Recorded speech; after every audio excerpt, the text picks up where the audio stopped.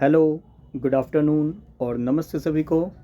UK PSC environmental supervisor के लिए revision series में आज हम क्लास नंबर 12 को कंटिन्यू करेंगे। देखो, बीच में त्यौहार भी है, थोड़ा सा हमारी तैयारी फ्लक्चुएट भी होगी, बट मैंने कोशिश की थी कल भी क्लास लेने की और बीच में किसी कारणवश जो है मुझे जाना पड़ गया था। तो क्लास में मैंने 42 मिनट्स का पढ़ाया था और chemistry in everyday life question 1 marks का पूछा जा सकता है। बायोमॉलिक्यूल 1 मार्क का क्वेश्चन बनता है। हम इग्नोर कर देते हैं ऐसे टॉपिक्स को और एक एक नंबर की जो फाइट है उसमें हम पीछे हो जाते हैं। तो तैयार कीजिए अपने इन टॉपिक्स को भी, ठीक है। बहुत हल्के टॉपिक हैं और मैंने आपको बस एनसीईआरटी के मेन जो कंसेप्ट एग्ज़ाम में पूछे जाते हैं वो आपको पढ़ाए हैं। तो इन सीरीज़ को एक बार ज़रूर देखिएगा। और आज की क्लास में मैं एमसीक्यूज़ तो लेके आया हूँ और साथ में जो कल टॉपिक रह गया उसको भी मैं कंप्लीट कराता हूँ, ठीक है। तो कल की क्लास में हमने नोट किया जो हमारे टॉपिक्स रह गए वो मैं आपको करा देता हूँ। जैसे मैं कल आपको पढ़ा रहा था, याद कीजिए, सोप्स, है ना। सोप्स के बारे में आपको बता रहा था और थोड़ी सी मैंने आपको कहानी बताई कि अब मैं क्लासेस फ़िलहाल के लिए मोबाइल पे ले पाऊँगा। मेरा लैपटॉप में जो है सॉफ्टवेयर बिल्कुल ही इरेज़ हो गया है, तो मैं देखता हूँ अभी मैंने आज या कल में जाके उसको दिखाऊँगा। अगर वो ठीक होता है अदरवाइज़ मुझे जो है नया लैपटॉप लेना पड़ेगा, ठीक है। खैर छोड़िए, फ़िलहाल आते हैं। और जो मोबाइल क्लास ले रहा हूँ मोबाइल से ही ले रहा हूँ, बस इतना सा मैं बताना चाह रहा हूँ। तो प्लीज़ थोड़ा सा कोऑपरेट कीजिए। अगर कहीं कोई समस्या आती है तो उसको थोड़ा सा इग्नोर करके मान के चलिएगा और समझने की कोशिश कीजिएगा। मेन कंसेप्ट को ही समझना ज़रूरी है। मोबाइल पे है, लैपटॉप पे, उससे फ़र्क नहीं पड़ना चाहिए, ठीक है।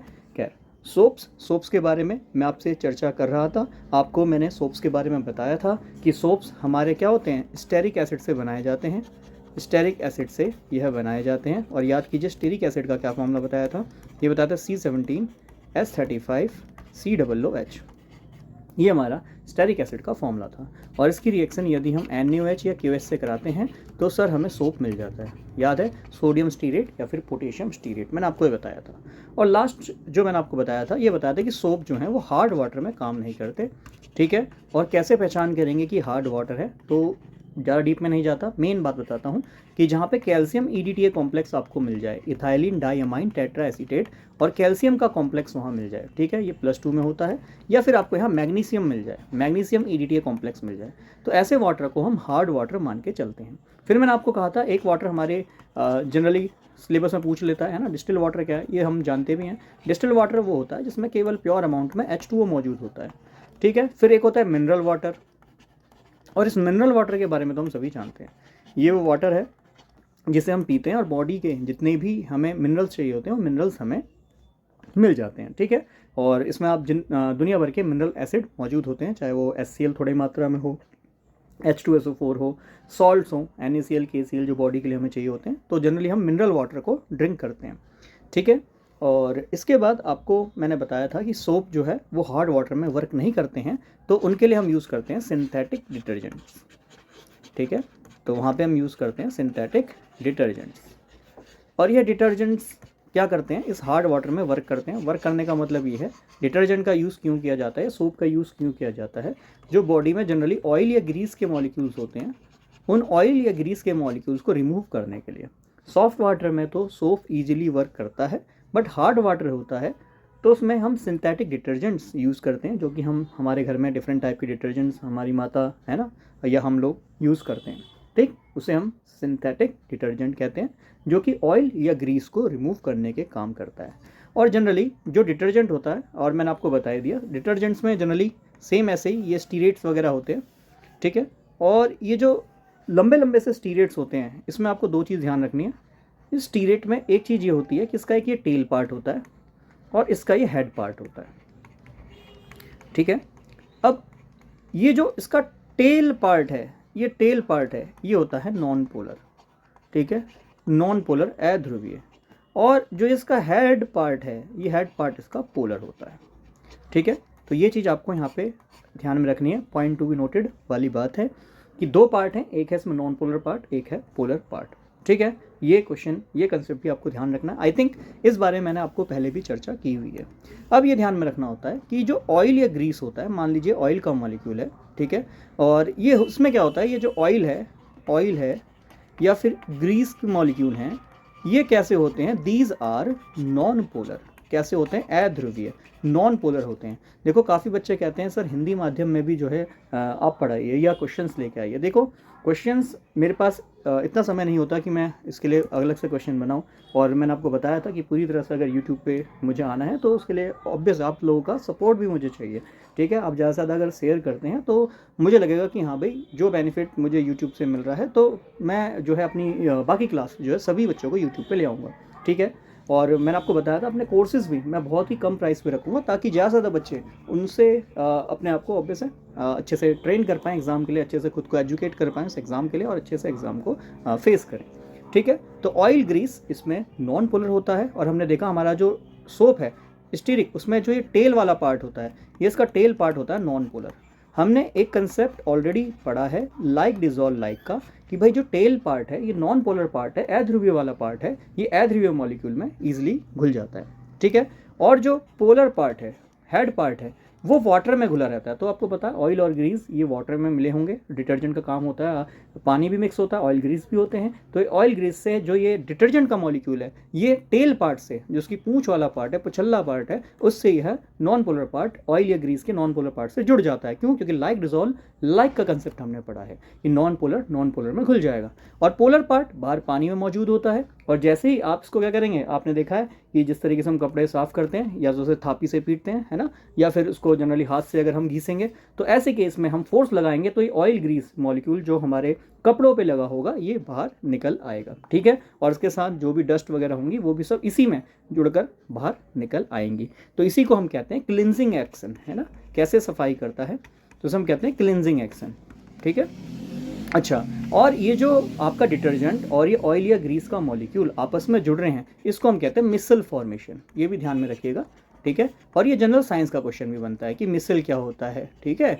तो मिसल क्या है ये भी बात हमने यहाँ पे जानी कि मिसल फॉर्मेशन है कि जो आपका ऑयल का ये नॉन पोलर पार्ट है और जो नॉन पोलर पार्ट है आपका जो आपका डिटर्जेंट है, तो वो दोनों आपस में घुल जाते हैं। और जनरली ऐसे ही ये जो आपका डिटर्जेंट है ये चारों तरफ से ऐसे घेर लेगा इसको, है ना, ऐसे चारों तरफ से इसको घेर लेगा, और घेरने के बाद क्या करेगा, इसको बाहर खींचने का काम करेगा, जिससे कपड़ों पे लगे हुआ ऑयल ग्रीस या कोई भी डस्ट मॉलिक्यूल बाहर इजीली निकल आएगा, ठीक है। तो हमने क्लिनजिंग एक्शन को भी समझा, ये चीज़ आपको ध्यान में रखनी है, ठीक। तो डिटर्जेंट जनरली देखो ये हार्ड वाटर में तो काम कर ही रहा है, तो सॉफ्ट वाटर में तो काम कर लेगा। सोप किस में काम करता है, अभी हमने देखा एज फॉर सोप ये सॉफ्ट वाटर में ही काम करता है, ठीक है। और हार्ड वाटर कैसे पहचानना है मैंने आपको बताया, नॉर्मल वाटर हमारा सॉफ्ट वाटर है, बट हार्ड वाटर में आपने देखा कैल्शियम और मैग्नीशियम के कॉम्प्लेक्स होंगे, ठीक है। तो उनके साथ जनरली हार्ड वाटर में जनरली सोप वगैरह काम इजीली नहीं कर पाते हैं, ठीक। इसका रीज़न और भी है बट वो सब एग्जाम में नहीं पूछेगा, बस आपको ध्यान रखना है हार्ड वाटर के लिए डिटर्जेंट होते हैं,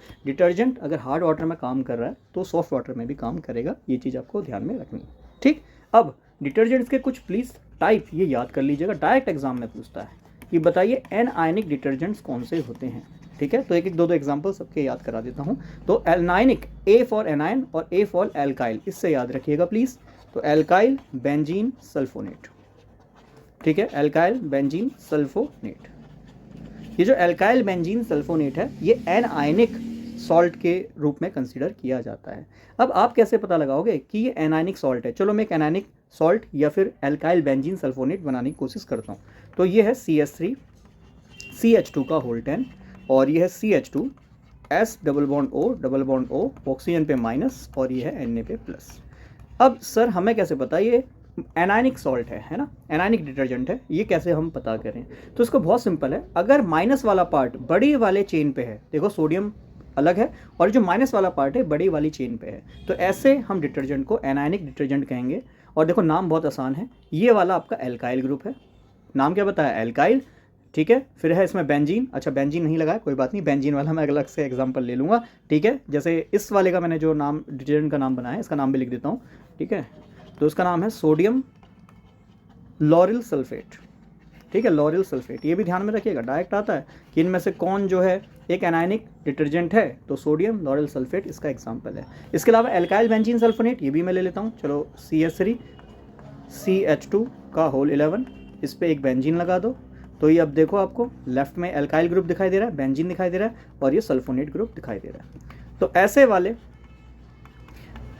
वाले जनरली जो हमारे पास डिटर्जेंट होंगे जिस पे बड़ी चेन पे माइनस चार्ज हो, तो उसको हम एनायनिक जो है डिटर्जेंट्स कहेंगे। इसमें एग्जांपल एल्काइल बेंजीन सल्फोनेट का याद रखिए, जैसे आपको एल्काइल ग्रुप भी दिख रहा है, बेंजीन भी दिख रहा है, सल्फोनेट भी दिख रहा है, ये इसका सबसे बेस्ट एग्जाम्पल है। क्लियर। और जो एनायनिक डिटर्जेंट्स है, अब डिटर्जेंट ये मत कहना कि भाई केवल कपड़ों के लिए साफ होता है, ट्रेस अमाउंट में इसको टूथपेस्ट वगैरह में भी डाला जाता है। तो एनायनिक जो आपके डिटर्जेंट्स हैं इनका यूज़ टूथपेस्ट वगैरह में भी किया जाता है, ध्यान में रखिएगा। तो आपको एनायनिक डिटर्जेंट क्या होते हैं ये भी बताया, ए फॉर एनायनिक और ए फॉर एल्काइल, ऐसे करके याद रखिएगा। और कहाँ यूज़ होता है, एक यूज़ भी इसका याद कर लीजिएगा, जो मेन यूज़ है ना, हालांकि बहुत जगह इसका यूज़ होता है, बहुत जगह डिटर्जेंट में यूज़ होता है, सोप्स में भी इसको मिलाया जाता है, और मेन जो यूज़ है मैं आपको वो बता रहा हूँ, टूथपेस्ट में इसका यूज़ होता है। ठीक है, चलिए इसके बाद सेकेंड टाइप कैटायनिक डिटर्जेंट्स भी हमारे पास होते हैं। कैटायनिक, अच्छा एनायन मतलब ये तो सभी को पता होगा कि एनायन का मतलब माइनस चार्ज है, इसलिए मैंने कहा माइनस चार्ज को देखिए वो किस पे मौजूद है। ठीक है, और कैटायन जिसको हम एनायन को हम ऋणायन कहते हैं और इसको हम धनायन कहते हैं, ये हम जानते हैं हिंदी माध्यम वाले भी। ठीक है, तो कैटायनिक डिटर्जेंट्स क्या होते हैं, जल्दी से इसको देखता हूँ। और ध्यान में रखना, कैटायनिक डिटर्जेंट को याद करने का सिंपल सा तरीका है, इसमें आपको एमोनिया दिखाई देगा, एमोनियम जैसे कंपाउंड दिखाई देंगे, एमोनियम, और साथ में ऐसे ही आपको हैलाइड्स भी दिखाई देंगे। एमोनियम हैलाइड्स सिंपल याद करने का तरीका बता रहा हूँ, एमोनियम हैलाइड्स अगर आपको दिखाई दे रहे हैं, एमोनिया ग्रुप दिखाई दे रहा है, हैलाइड ग्रुप दिखाई दे रहा है, तो समझना हो कैटायनिक डिटर्जेंट है। कैसे है, चलो एक एग्जांपल लेके देखना हूँ। ये है CH3 CH2 5N, ये है CH3, ठीक है, ये है एक और CH3 और ये एक और CH3। ठीक है, आप सभी को पता है नाइट्रोजन पे 4 बॉन्ड है, जब नाइट्रोजन पे 4 बॉन्ड होते हैं तो उस पर प्लस चार्ज होता है।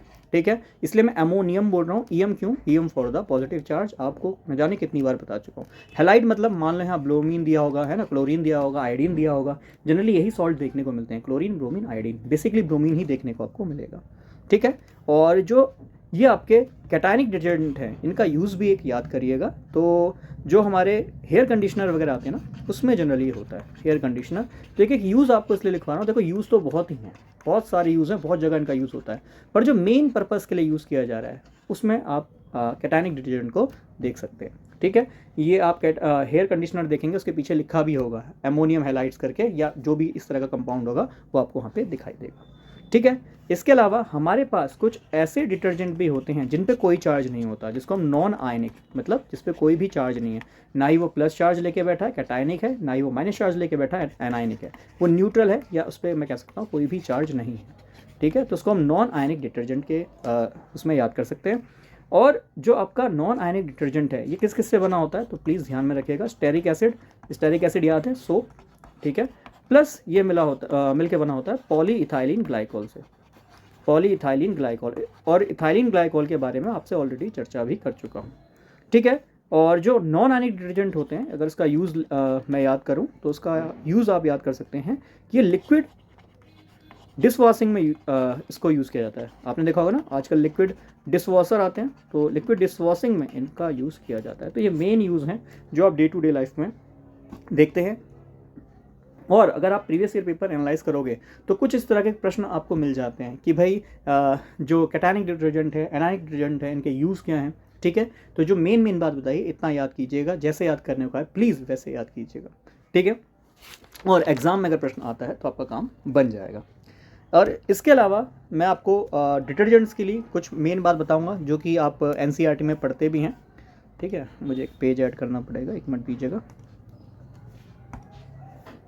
हाँ जी, अगर मैं बात करूं आपसे कि जो हमारे डिटर्जेंट्स होते हैं हम इनका यूज़ तो कर लेते हैं, पर दीज डिटर्जेंट्स आर हार्मफुल, है ना, हार्मफुल होते हैं, हार्मफुल फॉर एनवायरनमेंट। सभी जानते हैं, एनवायरमेंटल सुपरवाइज़र का एग्ज़ाम दे रहे हैं तो जनरली हमें ऐसी चीज़ का ध्यान रखना है जो एनवायरनमेंट को हार्म ना करें।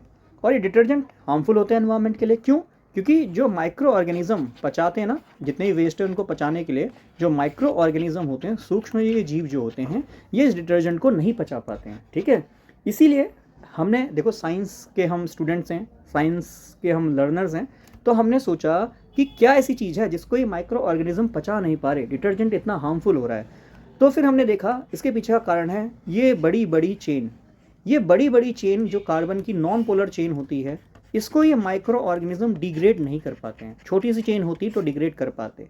तो फिर हमने यही चीज़ सोची, हमने का मतलब इंसानों ने यही चीज़ सोची कि इसकी जो ये नॉन पोलर पार्ट है, इसका जो टेल पार्ट है, इसको बस कट कर दिया जाए, छोटा कर दिया जाए, ऐसे डिटर्जेंट्स बनाए जाएं जिनमें टेल कम से कम मौजूद हो। ठीक है, तो इसीलिए इस ब्रांच को, है ना, ये टेल वाले पोर्शन जिसको हम ब्रांच भी कह सकते हैं, है ना, ब्रांच, इस ब्रांच को, इस टेल को हम कम से कम करें। ठीक है, तो मैं कह सकता हूँ कि अगर आपको बायोडिग्रेडेबल अगर आपको डिटर्जेंट बनाने हैं तो आपको क्या करना पड़ेगा, ये जो ब्रांचिंग है ना, इसको कट करनी पड़ेगी, कम करना पड़ेगा। जैसे आपने मान लो C17H35 ले लिया, इससे मान लो कोई डिटर्जेंट बनाया, आप क्या कोशिश करोगे कि 17 कार्बन इसमें ना मौजूद हो। आप जानते हैं ना, टेल, टेल का मतलब है कार्बन, हर पोजीशन पे कार्बन है, 17 कार्बन यहाँ पे। हमारा काम क्या होगा, हम ऐसा लें कि भाई जिसमें केवल 11 कार्बन हो, केवल 11 कार्बन वाला। 6 कार्बन कम हो गया, अगर 6 कार्बन कम हो गया तो माइक्रो ऑर्गेनिज्म को कम टाइम लगेगा उस कार्बन को जो है डिग्रेड करने में। और आपको पता है माइक्रो ऑर्गेनिज्म जनरली क्या काम करते हैं, ये वेस्ट मटेरियल को डिग्रेड करते हैं और वहाँ से मीथेन बनाते हैं ना। उस वेस्ट मटेरियल में भी कार्बन ही होता है, उस कार्बन का एनाएरोबिक रेस्पिरेशन करते हैं और वहाँ से क्या बनाते हैं, वहाँ से मीथेन बनाते हैं। ठीक है, ये सब कभी और चर्चा का विषय है, इस पर मैं अगर डीप में जाऊँगा तो मुझे लगता है क्लास में निकल जाएगी। बट हाँ, मेन बात आपको जो समझनी चाहिए वो यहाँ पे ये कंसेप्ट बनता है। तो अगर आता है इसमें से कौन सा डिटर्जेंट बायोडिग्रेडेबल है, अगर स्ट्रक्चर बना आता है C17, है ना, ऐसे C35 बन के आता है, C50 बन के आता है, तो सबसे मिनिमम कार्बन जिसमें होंगे, समझ जाना, वाला बायोडिग्रेडेबल है। क्लियर है, क्योंकि हमें अगर बायोडिग्रेड करना है तो मिनिमम कार्बन उसमें प्रेजेंट होने चाहिए। ऐसे करके अपने ऑप्शन को मार्क कर लीजिएगा, आपका काम बन जाएगा। चलिए क्वेश्चन देखते हैं आगे।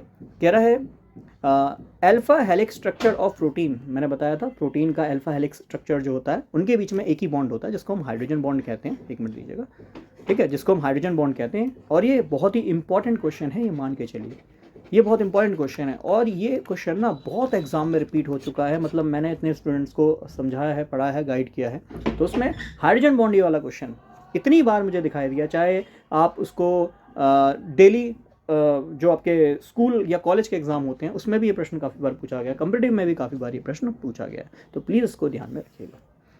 इसके बाद आगे, the high density of water then ice is due to. कह रहा है डेंसिटी आइस वाटर की ज़्यादा होती है आइस से, रीज़न क्या है, बहुत ही सिंपल है। हाइड वाटर जहाँ भी दिखाई देता है, एमोनिया दिखाई देता है, तो उनका मेन कॉज, मेन रीज़न तो हाइड्रोजन बॉन्डिंग ही होता है। ये चीज़ आपको ध्यान में रखनी है, ठीक है। तो एमोनिया हो गया, HF हो गया, वाटर हो गया, जहाँ हाइड्रोजन बॉन्ड आपको बनता हुआ दिखता है, तो अगर ऑप्शन में हाइड्रोजन बॉन्डिंग दिख रहा है तो प्लीज़ सेलेक्ट द आंसर, वही आंसर सबसे बेस्ट होगा। DDT is organochlorine used as. तो DDT आप जानते हैं, इसके बारे में आपने क्लास 12th में पढ़ा भी होगा, और अगर कभी अगर पढ़ा भी ना हो तो थोड़ा बहुत तो दिमाग में होगा, है ना। इंसेक्टिसाइड होता है, आप सभी को पता है, इट इज एन इंसेक्टिसाइड, कीटनाशक की तरह यूज़ किया जाता है। अगर इसका पूरा फॉर्मूला अगर इसको एब्रीवेट में दिया है, इसको अगर ओपन करके देखो या पूरा नेम इसको देखो तो क्या नाम हो जाएगा, डाइफिनाइल, है ना। अगला डी मतलब डाइफिनाइल, फिर इसके बाद 3 क्लोरीन होते हैं तो trichloro ethane, trichloro CHLORO ethane, ठीक है। चलो मैं स्ट्रक्चर ही बना देता हूँ, क्या पता कई बार होता है ना एग्जाम में स्ट्रक्चर ही आ जाता है, तो एक मिनट दीजिएगा, ठीक है। ये क्लोरीन है और ये क्लोरीन के ऑर्थो पोजीशन पे जो है आपका एक बॉन्ड बना होगा। मैं इसको थोड़ा सा ना इधर बना देता हूँ तिरछा करके ताकि ये ठीक लगे, एक मिनट दीजिएगा, बस ऐसे बना देता हूँ। यहाँ Cl लगा दिया और ये बॉन्ड है, ये बॉन्ड है, ठीक है, क्योंकि पैरा पे लगाना है और नहीं तो थोड़ा सा मोड़ के मुझे बनाना पड़ता वहाँ, वो अच्छा सा नहीं लगता, तो मैंने ये बना दिया। अब ये पैरा पे भी है और जो स्ट्रक्चर हमें चाहिए वो आपको यहाँ दिखेगा भी, CCHCl3, ठीक है। तो ये आपका कंपाउंड है। एक मिनट रुकना, कार्बन के कितने बॉन्ड हो गए, 1 2 3 4 5 बॉन्ड हो गए भाई, बॉन्ड कम करो, यहाँ पे CH आएगा, नहीं आएगा, CCl3 आएगा, ये अब बन गया ना, बिल्कुल फॉर्मूला सही बैठेगा। तो ये है डाइक्लोरो, देखो 2 क्लोरीन है, और ये है डाई फिनाइल, 2 फिनाइल हैं, और फिर ट्राइक्लोरो है, और मीथेन 1 कार्बन है, तो ये मीथेन आपको 2 कार्बन है, सॉरी 1 और 1 2, तो ईथेन आपको नजर आएगा, ठीक है ना। कार्बन नंबर 1 ये रहा, कार्बन नंबर 2 रहा, 2 कार्बन है तो ईथेन हो गया, ठीक। एग्जाम में कंफ्यूज मत होना, अगर यहाँ इसके आगे P और P' लिखा गया तो P और P' क्यों है, क्योंकि ये ईथेन और ये बेंजीन इसके पैरा पे लगा है क्लोरो। ये देखो ग्रुप से पहला कार्बन आपका ऑर्थो होता है, मेटा होता है, लास्ट वाला पैरा होता है, ग्रुप के अपोजिट वाला पैरा होता है। ऐसे ही ये वाला भी पैरा है, तो दोनों पैरा को अलग अलग दिखाने के लिए डैश लगाया था, एक पे पी लिखता है, एक पे पी डैश। पी डैश का मतलब पैरा ही है, पर ये डिफरेंट पैरा, ये डिफरेंट पैरा, दोनों अलग अलग पैरा पे है। तो इसलिए पी पी डैश लिखा आ जाए तो भी कंफ्यूज मत होना। P P dash dichloro diphenyl trichloro ethane इसका नेम है। ठीक है, तो ये हमारा डी टी है। आगे देखते हैं। The bakelite is prepared by the reaction. न जाने कितनी बार मैंने आपसे कहा था कि जो आपके कंपाउंड्स पॉलीमर वाले हैं ये 10-12 ही हैं, और उनको बस अच्छे से याद कीजिए। मैं जब मेन क्लास में पढ़ा रहा था, ठीक है, उस बैच में मैंने आपको पढ़ाया था, और अभी कुछ दिन पहले रिवीजन में मैंने आपको बताया कि प्लीज़ ये 10 से 12 ही पॉलीमर्स हैं, याद कर लीजिए। एक भी क्वेश्चन यहाँ से फंस गया तो ईजिली हम उसको कर लेंगे, और एक बार नहीं 2-2 बार ये क्वेश्चन पूछा गया। हालांकि एक बार पीजीटीज में और एक डिफरेंट एनवायरमेंटल सुपरवाइजर में पूछा गया, डिफरेंट स्टेट में पूछा गया। ठीक है, तो bakelite is prepared by the reaction between, किसके बीच में रिएक्शन होता है, फिनॉल और फॉर्मलडेहाइड। ठीक है, हमने पढ़ा भी था, याद कीजिए। पहले ही बनता है एक पॉलीमर नोवेलेक, और उसको हम हीट करते हैं तो उससे बनता है बेकेलाइट। ठीक है, तो ये हो गया हमारा फिनॉल और फॉर्मलडिहाइड, SCHO हमारा फॉर्मलडिहाइड हो गया। आगे है same question, bakelite is obtain from the phenol. Phenol तो दे रखा है, बाय रिएक्टिंग विद, किसके साथ रिएक्ट करता है, तो फॉर्मलडिहाइड SCHO, चौथा ऑप्शन यहाँ पे बन जाएगा। ठीक है, सरल सा क्वेश्चन, आगे देखते हैं। नाइलॉन 66 इज ऑब्टेन फ्रॉम, एक बार पूछा गया, सेम क्वेश्चन देखो दोबारा से पूछा गया है। ठीक है, पहले पढ़ते हैं। नाइलॉन 66 इज ऑब्टेन फ्रॉम, किससे ऑब्टेन होता है, तो ऑब्वियस बात है नाइलॉन 66 एक कंडेंसेशन पॉलीमर होता है। ठीक है, और ये पॉलीअमाइड भी होता है। याद कीजिए, बहुत सारी बातें बता रहा हूँ। क्या पढ़ा, एक तो हमने पढ़ा था कंडेंसेशन पॉलीमर होता है। ठीक है, 2 तरह के पॉलीमर बताए थे, एक एडिशन और एक कंडेंसेशन। एडिशन को पहचानने का तरीका भी बताया था कि भाई अगर सिंगल दिख रहा हो मोनोमर तो एडिशन होगा, 2-2 अगर आपको मोनोमर दिख रहे हो, ठीक है, एक जो आपके लक होते हैं, अगर आपको एक लक एक ही दिखाई दे तो वो एडिशन होगा, अगर 2 दिखाई दे तो वो कंडेंसेशन होता है, संघनन वाला पॉलीमर होता है, बहुलक होता है। ठीक है, तो कंडेंसेशन पॉलीमर है। फिर आपको ये ध्यान में रखना है कि एक ये पॉलीअमाइड है, क्यों है वो भी मैंने आपको रीज़न दिया था, पॉलीअमाइड है। और नायलॉन 66 के लिए एक बात और बताई थी कि इसके बीच में एक पेप्टाइड बॉन्ड भी होता है, कई बार तो ऐसा ही प्रश्न पूछ लेता है, तो यहाँ पे पेप्टाइड बॉन्ड भी होता है, ये भी आपको ध्यान में रखना होता है। बना किससे होता है, तो ऑप्शन नंबर 1 ही है, ये एडिपिक एसिड और हेक्सामिथाइलिन डायमाइन से बना होता है। एक मिनट दीजिएगा, मैं इसको हटा ही दूँ, डिस्टर्ब कर रहा है ये, मैं बार बार यहाँ रख देता हूँ। चलिए, ठीक है, तो कंडेंसेशन पॉलीमर होता है, पॉलीमाइड होता है, और उसके बीच में पेप्टाइड बॉन्ड बनता है। एडिपिक एसिड याद कीजिए, बताया था, CH2 का आप होल 4 और COOH और COOH, ये हमारा एडिपिक एसिड होता है। और साथ में हेक्सामिथाइलिन डाइअमाइन बना लो भाई, मिथाइलिन 6 होने चाहिए, CH2 को मिथाइलिन कहते हैं, 6 है, और डाइअमाइन मतलब 2 अमाइन होने चाहिए। और आपको पता है जहाँ पे NH2 और COOH ग्रुप होता है, यहाँ से वाटर का मॉलिक्यूल निकलता है, और इनके बीच में ऐसे एक पेप्टाइड बॉन्ड नज़र आएगा। ये भी आपको ध्यान में रखना है, कई बार इतने सिंपल से क्वेश्चन से आपको भ्रमित कर देता है। आगे दम, अच्छा इसका मैंने दूसरा पार्ट नहीं पढ़ा, पढ़ लीजिएगा। The salt of adipic acid, कह रहा है एडिपिक एसिड लेना है और इसको हेक्सामिथाइलिन डायमाइन के साथ रिएक्ट करना है 270 डिग्री पे। कह रहा है इसका पॉलीमर मिलेगा, क्या मिलेगा, तो बताया नायलॉन 66 मिलेगा। और ये बहुत सिंपल प्रश्न है, इसीलिए एक बार पॉलीमर वाली क्लास जरूर देख लीजिएगा। अगर आता है अच्छी बात है, फिर तो आपका रिवीजन है, नहीं आता है एक बार पॉलीमर वाली क्लास जरूर देख लीजिएगा। 42 मिनट्स के अंदर पूरा पॉलीमर का रिवीजन करा दिया है, एक बार प्लीज़ रिवीजन करके जाइएगा। देखो आएगा नहीं आएगा, कॉम्पिटिटिव एग्जाम है, हम पहले से गैस नहीं कर सकते, है ना मैं ये कहूँगा कि जो मैं पढ़ाना उससे आएगा, पर ये ऐसा रिवीजन है कि कुछ तो अपना तैयार करके जाएँ, और तैयार है तो एक बार अपना रिवीजन कर लें, ठीक है ना। तो ये चीज़ को ध्यान में रखिएगा। खैर, मोनोमर ऑफ टेफ्लॉन इज, कह रहा है टेफ्लॉन का मोनोमर क्या होता है, तो याद कीजिए टेट्राफ्लोरोइथाइलिन इसका एक मोनोमर होता है। फिर देखो रिवर्स करके पूछ लिया, टेट्राफ्लोरोइथाइलिन ऑन पॉलीमराइजेशन यील्ड क्या देता है, टेट्राफ्लोरोइथाइलिन पॉलीमराइजेशन करने पर क्या देता है, इट गिव्स टेफ्लॉन। तो दोनों ही तरीके से क्वेश्चन पूछा गया है, आप इसको ध्यान में रखिएगा, ठीक है। जिसको नहीं पता टेट्राफ्लोरोइथाइलिन क्या है, तो बस यहाँ कार्बन पे, इस कार्बन पे 2 फ्लोरीन, यहाँ डबल बॉन्ड, और इस कार्बन पे भी 2 फ्लोरीन लगा देना, यही आपका टेट्राफ्लोरोइथाइलिन, ठीक है। और बस इसका पॉलीमराइजेशन करते हैं, इसका पॉलीमराइजेशन करने पे हमें क्या मिल जाता है, हमें मिल जाता है हमारा compound CF2, single bond CF2, मतलब ये पॉलीमर जिसको हम कह रहे हैं टेफ्लॉन, ठीक है। इसके यूजेस वगैरह सब कुछ पॉलीमर में मैंने आपको पढ़ाए थे, प्लीज़ उसको एक बार रिवाइज कीजिएगा। अगला, when ethylene glycol is heated with dimethyl terephthalate at 300 degree Celsius in presence of metal oxide the polymer is form.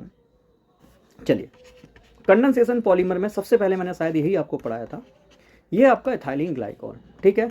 और कह रहा है डाइमिथाइल टेरिथैलेट है, भैया बना लेते हैं, टेरिथैलेट, ये रहा डाइमिथाइलिन टेरिथैलेट, ये हमारा टेरिथैलेट, ठीक है। और इससे जो पॉलीमर मिलता है तो भैया टेरिथैलेट से ही हमें ध्यान में रखना होता है कि ये टेरिलीन बनता है। क्या बनता है? टेरिलीन, ठीक है। बाकी स्ट्रक्चर वगैरह वहाँ देख लीजिएगा, मैं इन पे टाइम ज़्यादा नहीं लेना चाहता, ऑलरेडी पढ़ा चुका हूँ इसलिए, और 1-2 दिन पहले ही पढ़ा है, ठीक है। इस टेरिलीन को याद कीजिए डेक्रोन भी कहते हैं, तो दोनों ही नेम से हमें याद रखना होता है कि इसी को हम टेरिलीन या फिर डेक्रोन कहते हैं। और हमारे इसमें टेरिलीन नहीं दिया है तो इसको डेक्रोन से याद कीजिएगा। और वो इसलिए भी नहीं दिया क्योंकि हम पहचान लेते, टेरिलीन दिया होता तो टेरी टेरी करके कुछ तो हम तिगड़म लगा लेते, इसलिए देखो थोड़ा स्मार्टली प्ले कर दिया, और एक ही नाम है बस याद नहीं है, वही हमारा क्वेश्चन थोड़ा सा छूट जाएगा। तो टेरिथैलेट उससे याद रख लेना टेरिलीन, और टेरिलीन नहीं देगा तो उसका दूसरा नाम भी याद रखेंगे डेक्रोन, ठीक है।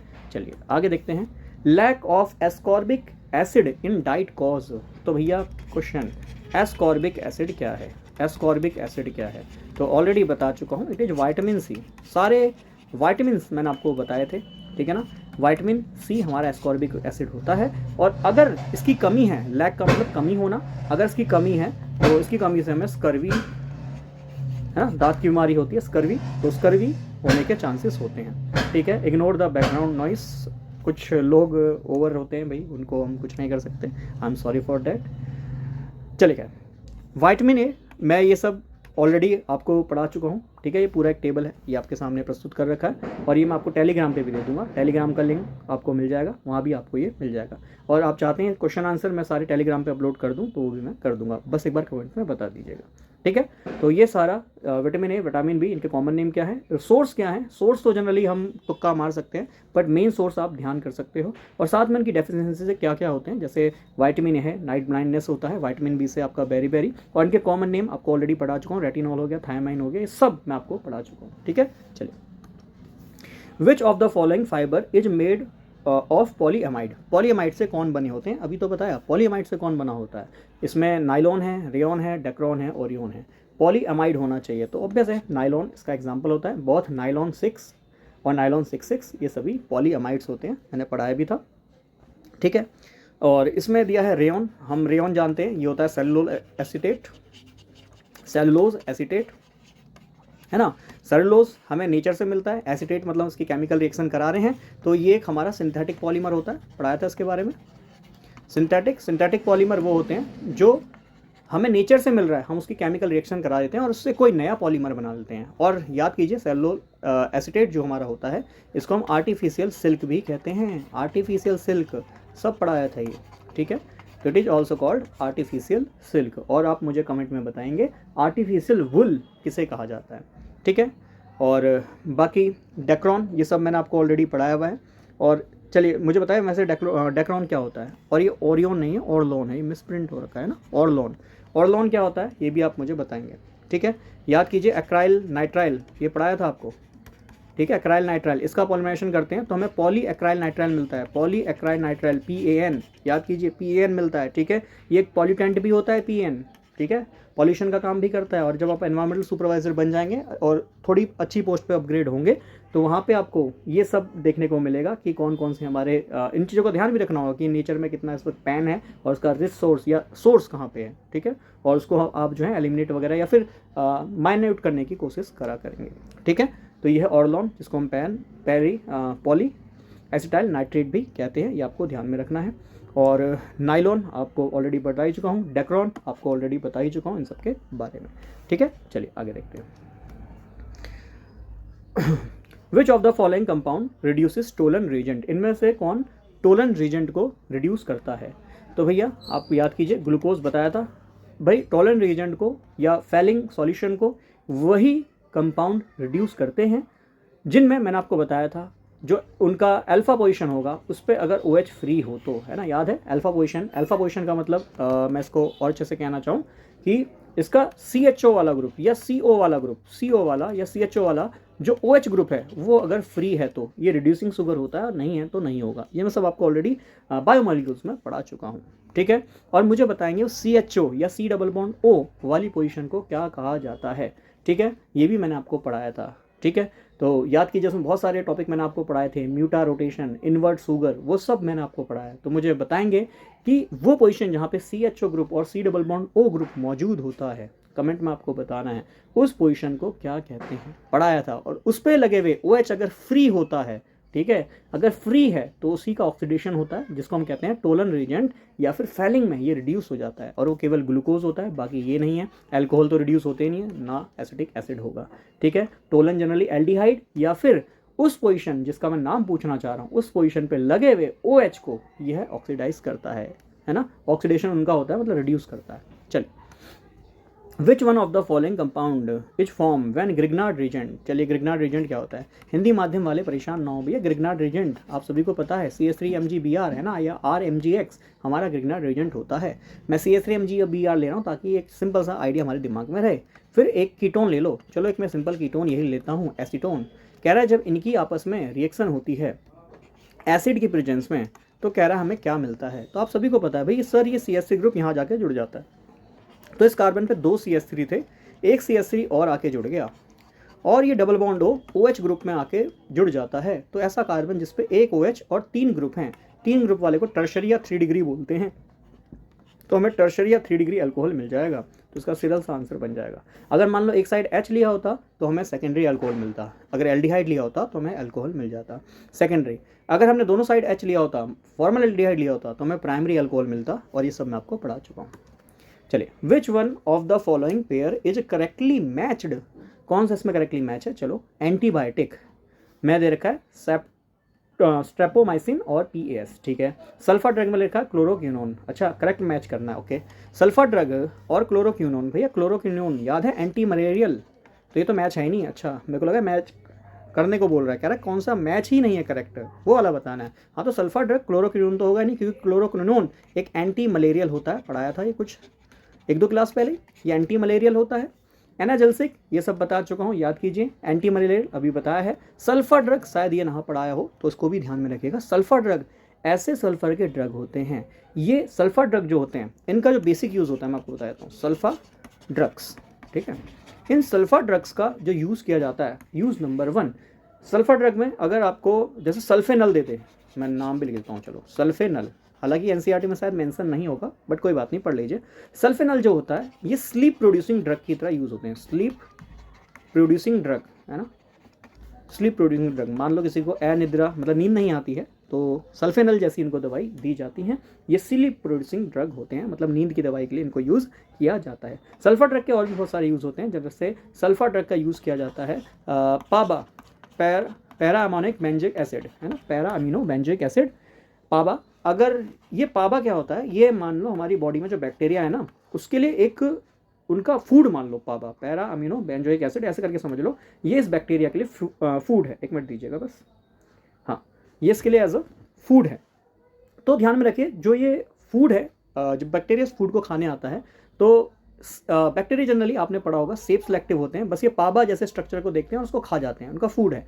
बट पाबा जैसे स्ट्रक्चर वाला हमने एक सल्फर ड्रग ढूंढा, और वो सल्फर ड्रग बिल्कुल पाबा जैसा स्ट्रक्चर होता है, तो ये आपका जो बैक्टीरिया है बॉडी का, ये सोचता है भाई ये पाबा ही है, उसको खा जाता है, और वो होता क्या है, सल्फर ड्रग होता है। और सल्फर ड्रग एक दवाई की तरह होता है जो कि एंटी बैक्टीरियल होता है, तो बैक्टीरिया को किल कर देता है, ठीक है। और ज़्यादा डीप में अभी मैं नहीं जाना चाह रहा, बस मेन जो बात है वो आप समझ लीजिए, क्योंकि कहानी के लिए तो भैया ऑब्वियस बात है पूरी लॉन्ग क्लासेस चलती हैं, ठीक है। और एनाजेल्सिक आपको पढ़ा चुका हूँ, एंटी मलेरियल पढ़ा चुका हूँ, एंटीबायोटिक आप जानते हैं, तो ऑब्वियस है सही आंसर इसका क्या बन गया, एंटीबायोटिक, जो कि स्ट्रेप्टोमाइसिन और PAS होते हैं। सल्फर ड्रग मैंने बता ही दिया। अच्छा, ये जो सीबाजोल है, अगर मैं यहाँ पे सीबाजोल की बात करता हूँ, हालांकि आपको ध्यान में नहीं रखना है, बट ये भी एंटी माइक्रोबियल होते हैं, है ना। और एनाजेल्सिक जनरली आप जानते हैं जो हमें एंटी माइक्रोबियल प्रॉपर्टीज़ को दिखाते हैं, बट ऑब्वियस बात है सीबाजोल जो है हमारा एंटी माइक्रोबियल ड्रग है।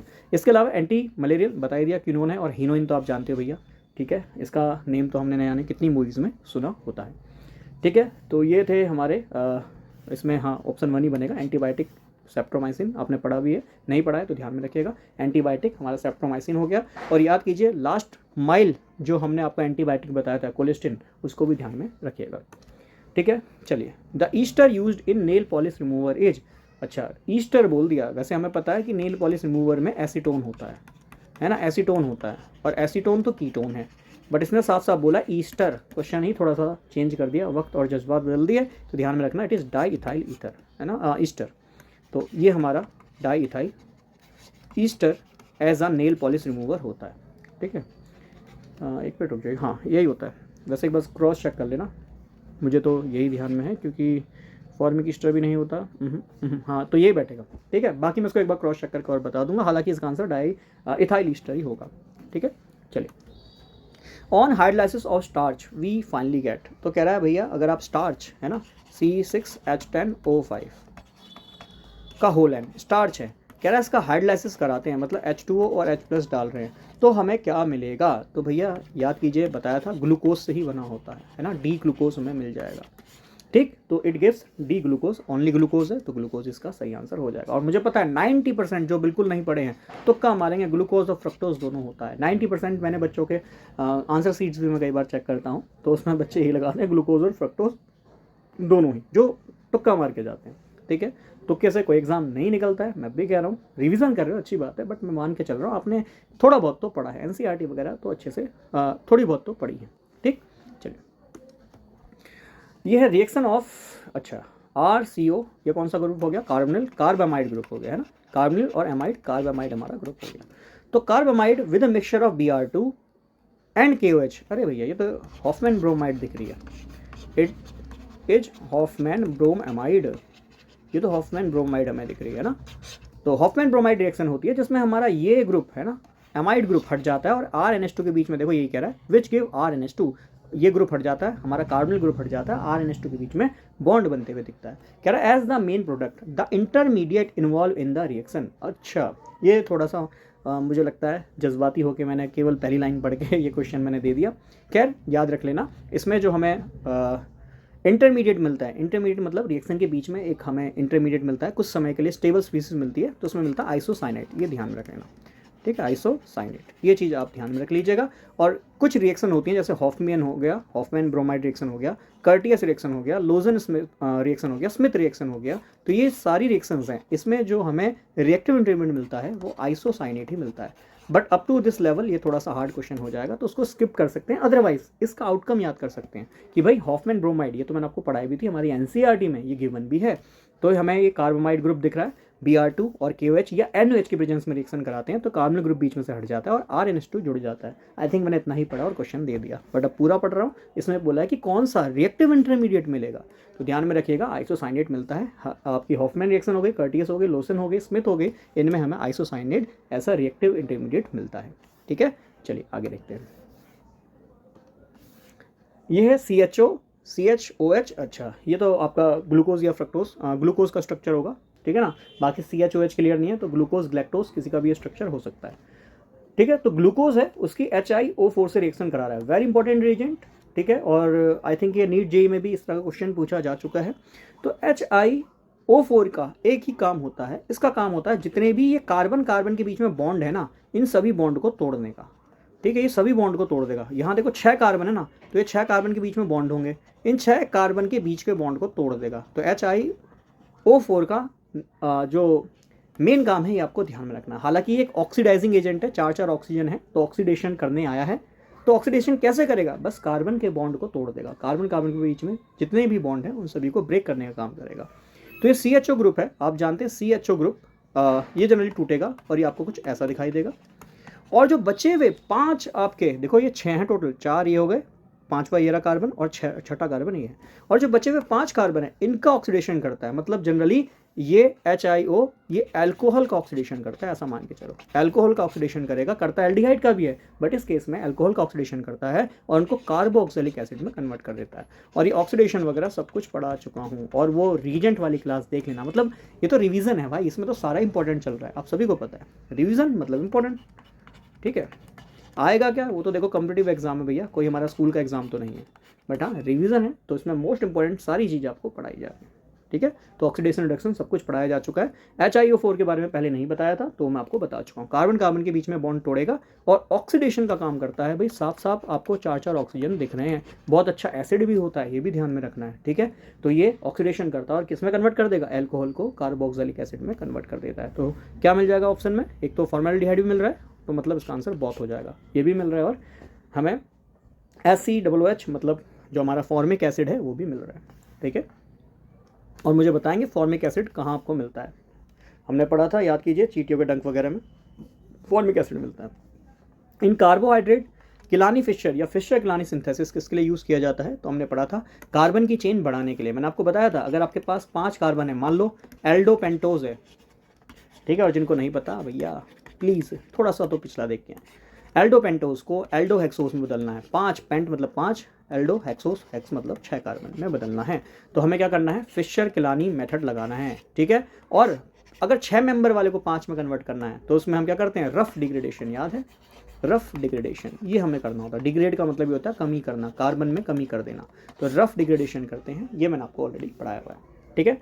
चलिए आगे, the polymer which soften on heating, ये भी बताया था, याद कीजिए, जिनको हीट करने पे सॉफ्ट हो जाते हैं और कूल करो फिर से वो हार्ड बन जाएंगे, फिर से वैसे ही बन जाएंगे। याद कीजिए, प्लास्टिक से याद कराया था, प्लास्टिक को पिघलाते हैं, गर्म करोगे सॉफ्ट हो जाता है, पिघल जाता है, फिर से अगर ठंडा कर दो तो फिर से जम जाता है, हार्ड बन जाता है। तो थर्मोप्लास्टिक से, प्लास्टिक से याद करो, थर्मोप्लास्टिक। और अगर उल्टा होगा, मतलब हीट करोगे तो हार्ड हो जाएगा, कूल करोगे तो सॉफ्ट हो जाएगा, थर्मोसेटिंग होगा, ठीक है। बहुत सिंपल है, बहुत सरल है। चलिए आगे बढ़ते हैं।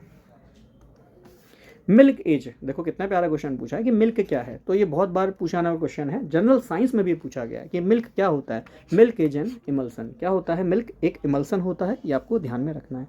और छोटी छोटी बातें कि जैसे जेल क्या है, तो आपको बता देता हूँ, आपने जनरली पढ़ा होगा, एक होता है डिस्पर्स फेज, ठीक है, इसके बारे में हमने सॉलिड में जो आपका सरफेस केमिस्ट्री है उसमें पढ़ा भी होता है। एक होता है डिस्पर्स फेज, ठीक है, और एक होता है डिस्पर्स मीडियम, ठीक है, डिस्पर्स मीडियम होता है, कभी और चर्चा करूंगा, बट मेन बात को समझना। जो हमारा जेल होता है इसमें डिस्पर्स फेज हमारा लिक्विड होता है, ठीक है ना, और डिस्पर्स मीडियम हमारे यहाँ पे सॉलिड होता है। मीडियम का मतलब साफ से समझ में आ रहा होगा कि हम लिक्विड को सॉलिड में घोल रहे हैं, ऐसे करके भी समझ सकते हो। लिक्विड यहाँ कम मात्रा में और सॉलिड यहाँ ज़्यादा मात्रा में, ऐसे करके इसको समझ सकते हो, ठीक है। और जेल के दुनिया भर के एग्जाम्पल देखे हैं आपने, कॉलगेट जेल, ये जेल वो जेल, वो सब जेल ही, उसमें जनरली यही काम करा जाता है कि लिक्विड को सॉलिड में घोला जा रहा है, ठीक है। इसके बाद जैसे सॉल है, चलो ये मैं जेल लिख देता हूँ यहाँ पे, ठीक है। चलो सॉल को भी देख लो। सॉल के केस में आपके पास यहाँ डिस्पर्स फेज होगा सॉलिड और डिस्पर्स मीडियम होगा लिक्विड, मतलब आप सॉलिड को लिक्विड में घोल रहे हो तो उसे हम जनरली सॉल का एग्जांपल मान सकते हैं। और यहाँ एग्जांपल के तौर पे आप लिख भी लो, इंक, जैसे इंक जनरली सॉलिड मॉलिक्यूल हम जो है लिक्विड में डिजोल्व कर देते हैं, या फिर आप सोप सॉल्यूशन इसमें एग्जांपल ले सकते हो। सोप तो साफ साफ दिख ही रहा है, सॉलिड होता है, लिक्विड में घोल रहे हो, ठीक, तो सॉल का ही एग्जाम्पल है। चलिए और क्या है, और है एरिसोल, ठीक है, EROSOL, ठीक है, एरिसोल। एरिसोल देखोगे तो इसमें आप चाहे सॉलिड ले लो, है ना, लिक्विड ले लो, ये इसका डिस्पर्स फेज हो जाएगा। और किस में घोल रहे हो, तो डिस्पर्सिंग मीडियम इसका गैस हो जाता है, ठीक है। तो सॉलिड या लिक्विड को अगर गैस में घोल देते हो तो ये एरिसोल का एग्जाम्पल होता है। इसमें आप दुनिया भर के एग्जाम्पल याद कर सकते हैं, जैसे स्मोक हो गया, है ना, स्मोक। तो स्मोक में जनरली यही होता है, सॉलिड या लिक्विड के पार्टिकल होते हैं और गैस में मिक्स हो जाते हैं, तो एक सोल एरिसोल का वह एग्जाम्पल हो गया। एरी मतलब एयर से भी याद कर सकते हो, एयर में सोल मिला है, ठीक है। इसके अलावा इमल्सन मैंने आपको बता ही दिया, इसमें एग्जाम्पल आपका मिल्क हो गया, बटर हो गया, ये याद कर सकते हो ना, मिल्क तो लिखा ही है, बटर भी लिख सकते हो। तो ये मोस्ट कॉमन क्वेश्चन है, इसलिए मैं कह रहा हूँ ये ऐसे क्वेश्चन है ना, बार बार चाहे जनरल साइंस में ले लो चाहे आपके एग्जाम में ले लो, ऐसे क्वेश्चन पूछे जाते हैं। यार बहुत सिंपल क्वेश्चन होते हैं, हम इनको पढ़ के भी नहीं जाते और तुक्का मार देते हैं, गलत हो जाता है। देखो आगे, which one of the following is not example of addition polymer, कह रहा है इसमें एडिशन पॉलीमर का कौन सा एग्जाम्पल नहीं है, नॉट बोल रहा है, ओके नहीं है। तो देखो पॉलीप्रोपाइलिन, प्रोपाइलिन से बन रहा होगा, मतलब एक ही मोनोमर। पॉलीस्टायरीन, याद कीजिए स्टायरीन से बन रहा होगा, बेंजीन पे CH2 ग्रुप को स्टायरीन कहते हैं, ठीक है। प्रोपाइलिन आपका कौन सा ग्रुप हो गया, ये हो गया CH2 डबल बॉन्ड CH, ये हो गया CH3, ये हो गया प्रोपाइलिन, ठीक है। पॉलीस्टायरीन, चलो स्टायरीन भी बना लो, ये है बेंजीन, बेंजीन पे CH CH2 विनाइल ग्रुप लगा दो, ये हो गया स्टायरीन। पॉलीइथाइलिन, अरे ये तो भैया इथीन की बात कर रहा है, इथीन से जो पॉलीथीन बन रहा है, ठीक है, तो पॉलीइथाइलिन हो गया। इसके अलावा टेरिलीन, तो देखो भैया ये सब में सिंगल सिंगल मोनोमर है, सिंगल मोनोमर को हम एडिशन मानते हैं। और याद कीजिए टेरिलीन, याद कीजिए टेरिलीन अभी थोड़ी देर पहले ही बताया था, किस किस से मिलता है, एक तो इथाइलिन ग्लाइकॉल अभी पढ़ा है, ठीक है, एक मिलता है इसमें मोनोमर इथाइलिन ग्लाइकॉल, और एक मोनोमर मिलता है टेरिथैलिक एसिड, ठीक है। तो दो मोनोमर से मिलने वाला एडिशन नहीं होता है, जिसमें दो मोनोमर मिल गए वो एडिशन नहीं होता, वो क्या होता है, ये कंडेंसेशन पॉलीमर का एग्जाम्पल है। और मैंने शायद ये अभी थोड़ी देर पहले भी बोला था, ठीक है, it is an example of condensation polymer, ठीक। आगे देखते हैं, BSC गैमेक्सिन क्या होता है, ये भैया ध्यान में रखना, ये भी एक कीटनाशक होता है ना, इंसेक्टिसाइड, ये भी एक कीटनाशक होता है गैमेक्सिन, ठीक। और ये होता क्या है, तो चलो देखते हैं। बेंजीन की रिएक्शन यदि आप क्लोरीन से कर दो इन प्रेजेंस ऑफ लाइट, तो आपको ये प्यारा कंपाउंड मिल जाता है। ठीक है, हर पोजीशन पे एक Cl आ जाएगा। ये लाइट के प्रेजेंस में आपने इसका क्लोरीनेशन कर दिया बेंजीन का, तो ये मिल गया आपको BSC। बेंजीन हेक्सा क्लोराइड, नाम भी याद कर लेना। बेंजीन पे 6 क्लोरीन है और डबल बॉन्ड हट गया क्योंकि इसकी जगह H और Cl दोनों आ गया, तो बेंजीन हेक्सा क्लोराइड, यह इसका नाम होता है, बेंजीन हेक्सा क्लोराइड BSC। तो देख लो भैया कितने कार्बन है। अच्छा, यहाँ कार्बन पे 3 ही बॉन्ड है, तो ध्यान में रखना हर पोजीशन पे एक हाइड्रोजन भी है। तो क्या फॉर्मूला बनेगा, C6 HB6 और Cl6। कहाँ दिख रहा है, सेकंड में दिख रहा है, तो सेकंड इसका सही आंसर हो गया। ठीक है, चलिए आगे बढ़ते हैं। Artificial sweetener use in soft drink is, soft drink में आर्टिफिशियल स्वीटनर यूज किया जाता है, क्या नाम है, याद कीजिए। एस्पर्टेम कल भी पढ़ाया था, 4-5 आपको आर्टिफिशियल स्वीटनर मैंने पढ़ाए थे, याद कीजिएगा। एस्पर्टेम हो गया है ना, और आपका सैकरिन हो गया। ठीक, मैंने आपको ये कल की ही क्लास में पढ़ाए थे, याद कीजिएगा। सेलुलोज तो भैया ये कहीं स्वीटनर नहीं होता। फ्रक्टोज ये स्वीट तो होते हैं क्योंकि कार्बोहाइड्रेट हैं, तो स्वीट तो होंगे, बट ये बोला आर्टिफिशियल स्वीटनर में किसको यूज़ किया जाता है, तो एस्पर्टेम को यूज़ किया जाता है, ये ध्यान में रखिएगा। और याद कीजिए, बताया था चीनी से लगभग 100 गुना ज़्यादा, 100 टाइम ज़्यादा स्वीटनर होता है। सैकरिन लगभग 500 से 550, ये मैंने सब आपको लास्ट क्लास में पढ़ाया था। सुक्रालोस भी पढ़ाया था, याद कीजिए, है ना। तो अगला क्वेश्चन ये देखो, approximately how many times sweetness of saccharin is greater than of sugar, तो इट इज 500 to 550। बट इस तरह का क्वेश्चन एग्जाम में नहीं पूछा जाएगा, बट हाँ NCERT का क्वेश्चन है, NCERT के बेसिस पे क्वेश्चन है, पढ़ाया भी था, इसलिए ध्यान में रखिएगा। सैकरिन लगभग 500 से 550, और याद कीजिए सुक्रालोस लगभग 600 गुना ज़्यादा चीनी से मीठा होता है। ठीक, फिर है विच इज जिगलर-नाटा कैटलिस्ट, इसके बारे में भी याद कीजिए, बताया था ना, क्या था, Al का कॉम्प्लेक्स, और इसमें अच्छे से दिया भी नहीं है, मैंने आपको बताया था Al2C2H5 का होल 6। हालांकि ये इसका मोनोमर फॉर्म दिया है, Al2C2H5 का होल 6 डाइमर फॉर्म में होता है, और उसके बीच में एक बॉन्ड बनता है, इसको हम बनाना बॉन्ड कहते हैं, ये भी मैंने आपको काफ़ी बार बताया हुआ है। ठीक है, तो ये कंपाउंड में मिलता है, और साथ में यहाँ होता है TiCl4, तो इसको हम पूरे को जिगलर-नाटा कैटलिस्ट कहते हैं, बट इसमें केवल इतना ही दिया है, तो ऑब्वियस है और भी ईजी हो गया। Which one of the following isomerism exhibit by glucose and fructose, तो आइसोमेरिज्म जनरली ये जो टॉपिक है ये आइसोमर का बनता है ना, स्टीरियोकेमिस्ट्री का बनता है, वो मैंने आपको पढ़ाया भी है, बट इस एग्जाम के लिए स्टीरियोकेमिस्ट्री इंपॉर्टेंट नहीं है, मैंने आपको बताया था। बट ऑब्वियस है, जब आता ही नहीं होगा तो कैसे बताएंगे, बट फिर भी आइसोमेरिज्म मैंने वहाँ बहुत ईजी वे से बताया हुआ है, समझिएगा। आइसोमर का मतलब ही होता है जिनका मॉलिकुलर फॉर्मूला सेम होगा बट उनके स्ट्रक्चर अलग अलग होंगे, और यहाँ पे जो आइसोमर मिलेगा वो फंक्शनल आइसोमर मिलेगा। क्यों, क्योंकि बस आपको ये बात तो, इतनी बात तो याद है ही कि सर ग्लूकोज होता है एल्डोहेक्सोज। ठीक है, और जिनको नहीं पता प्लीज़ बायोमॉलिक्यूल देख लीजिएगा, 1.5 घंटे में पूरा बायोमॉलिक्यूल का कंक्लूजन आपके सामने रख दिया है। ठीक है, फ्रुक्टोज होता है हमारा कीटोहेक्सोज। हेक्सोज मतलब दोनों में ही 6 कार्बन है, दोनों का ही सर सेम फॉर्मूला होता है C6H12O6। तो अंतर क्या है, अंतर यही है कि इसमें एल्डिहाइड ग्रुप है, इसमें कीटोन ग्रुप है, और दोनों अलग अलग फंक्शनल ग्रुप हैं, इसलिए इसमें आइसोमेरिज्म कैसा होगा सर, फंक्शनल आइसोमेरिज्म होगा। ये आपको ध्यान में रखना है, क्योंकि इसमें एल्डिहाइड है, कीटोन है, भाई अलग अलग फंक्शनल ग्रुप हैं, तो ऑब्वियस बात है फंक्शनल आइसोमेरिज्म को शो करेगा। आगे, which one of the following is a semi synthetic, भैया सेमी सिंथेटिक का क्या मतलब होता है, एक होता है नेचुरल पॉलीमर, पढ़ाया था, नेचुरल मतलब नेचर देगा, एक होता है सिंथेटिक जिसको मैन मेड, इंसान ही बनाएगा, नेचर से नहीं लेगा, खुद ही बनाएगा केमिकल से। एक होता है सेमी सिंथेटिक, मतलब नेचर से लिया, केमिकल लिया, दोनों को मिला दिया। एक एग्जाम्पल भी देखा था अभी, क्या, सेलुलोज एसीटेट, याद है, सेलुलोज एसीटेट, सेलुलोज हमें मिलता है प्लांट से, एनिमल से, एसीटेट, ठीक है, TAT। ठीक, सेलुलोज हमें मिलता है प्लांट से, एसीटेट हमारा एसिटिक एसिड से मिलता है, दोनों की रिएक्शन कराई जाती है, सेलुलोज एसीटेट मिलता है, जिसको हम रेयन कहते हैं। और रेयन हमारा क्या होता है, याद कीजिए, अभी बताया, आर्टिफिशियल सिल्क होता है, it is an artificial silk. ठीक है, और बाकी तो वैसे भी दिख ही रहे हैं, सिल्क हमें नेचर देता है, वुड हमें नेचर देता है, नेचुरल रबर हमें नेचर देता है, भैया एक ही बचे रेयन, है ना। क्या होता है, सेलुलोज एसीटेट होता है, ये भी ध्यान रखिएगा, आर्टिफिशियल सिल्क कहलाया जाता है। मुझे बताएंगे आर्टिफिशियल वुल क्या होता है, ये भी मैंने आपको बताया था। चलो, मैंने कमेंट में लिखने को कहा था, आर्टिफिशियल वुल क्या होता है, ऑर्लोन होता है, ऑर्लोन क्या है ये ऑर्लोन, अरे भाई अभी तो बताया था, पॉली एसिटिल नाइट्रेट, PAN, है ना, पॉल्यूटेंट की तरह भी ये हमें देखने को मिलता है, ऑर्लोन PAN, है ना, इस एक्रेलोनाइट्रिल से मिलता है, पॉली एक्रेलोनाइट्रिल आपको पढ़ाया था। ठीक, चलिए which one of the following will not give hello form reaction. अरे भाई क्या है हेलो फॉर्म रिएक्शन, याद है I2 और NaOH की प्रेजेंस में रिएक्शन होती है, हल्का सा जेंटल हीट करते हैं तो यहाँ पे हमें आइडो फॉर्म मिलता है जो कि एक येलो कलर का पीपीटी बनाता है, अवक्षेप बनाता है येलो पीपीटी। और बाकी यहाँ क्या बन रहा है छोड़ो, बात की बात है। बट किससे रिएक्शन होती है हेलो फॉर्म की, ये तो कह रहा है ये किससे रिएक्शन करके ये येलो पीपीटी देगा, मतलब हेलो फॉर्म रिएक्शन देगा। किससे देगा, तो आपको बताया था ऐसा कंपाउंड जिसमें आपके पास COCH3 ग्रुप मौजूद हो, COCH3 ग्रुप मौजूद हो, CO और CH3 डायरेक्ट लगा हो, मतलब एसीटेट ग्रुप लगा हो, एसीटेट ग्रुप लगा हो, एसीटेट है ना, एसीटो ग्रुप लगा हो, CH3CO ग्रुप लगा हो, ये कंपाउंड हेलोफॉर्म रिएक्शन देते हैं। मतलब सेकंड भी देगा, थर्ड भी देगा। फोर्थ में देखना क्या CO के साथ में डायरेक्ट CH3 जुड़ा है, नहीं जुड़ा है, CO के बीच में CH2 आ गया, मतलब यही नहीं देगा और यही इसका सही आंसर हो जाएगा। और प्लीज़ एग्जाम में नॉट वॉट ऐसे वाले वर्ड को प्लीज़ पहले अंडरलाइन कर लेना, देन आंसर करना। पता चला नॉट पूछा कौन सा है, बस हवा में दिमाग है और लगा दिया कुछ और। मैंने आपको पहले ही बोला था हम एग्ज़ाम के लिए ऑब्वियस बात है काफ़ी, हम जो बच्चे हैं ऑब्वियस बात है रोज़गार की कमी है तो दिल्ली में आके रोज़गार कर रहे हैं, फिर एग्ज़ाम देने जाएंगे, रात भर बस का ट्रैवल करेंगे, सुबह जो है एग्ज़ाम के लिए पहुंच जाते हैं। ऑब्वियस यही होता है सभी के साथ। जब पहुंचते हैं भैया कुछ तो रात की नींद पूरी नहीं होती, कुछ एग्ज़ाम की टेंशन होती है, पर इस एग्ज़ाम में टेंशन लेने की बात नहीं है।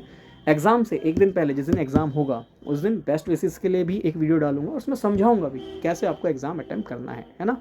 कूल रहना है भैया।